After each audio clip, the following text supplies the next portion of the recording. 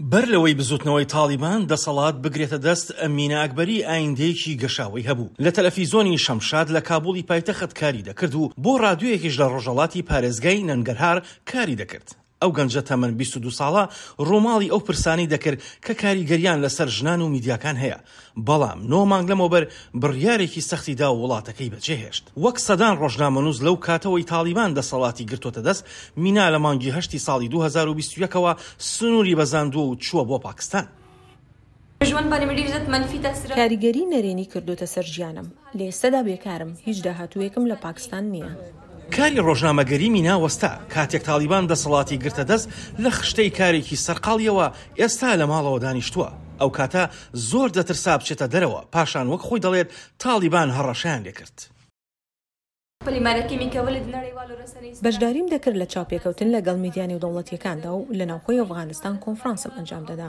من کارم بۆ دادپەروەری و بۆ ڕۆژنامەنووسان و ژنان دەکرد و بەهۆی چالاکیەکانمەوە تالیبان لە ڕێگەی تەلەفۆنەوە هەڕەشیان لێکردن.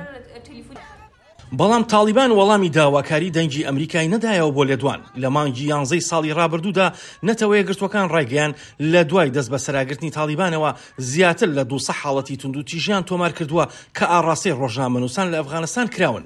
لە نێویاندا هەڕەشەکردن لە مینا. گروپەکانی مافی ڕۆژنامەگەری دەڵێن ڕۆژنامەنووسانی وڵاتەکە ڕوبەڕووی توندوتیژی و سانسۆر و باری سەختی ئابووری بوونەتەوە. لە مانگی 8 ساڵی 2021ەوە نزیکەی لە 160 ڕۆژنامەنووسانی وڵاتەکە کارەکانیان لەدەستدا و زۆرترین کاریگەریش لەسەر ئەو ژنانە هەبووە کە لە بواری ڕاگەیاندندا کار دەکەن.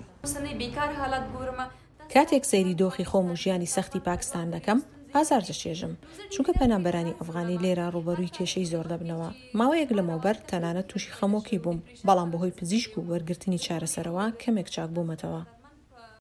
شارەزایان دەڵێن بۆ ڕۆژنامەنووسانی ئەفغانی لە دەستدانی پیشەکەیان و بەناچاری بەجێهێشتنی وڵاتی خۆیان دەکارێت دووچاری خەمۆکی دوای کارەسات ببنەوە. Afghan journalists are resilient.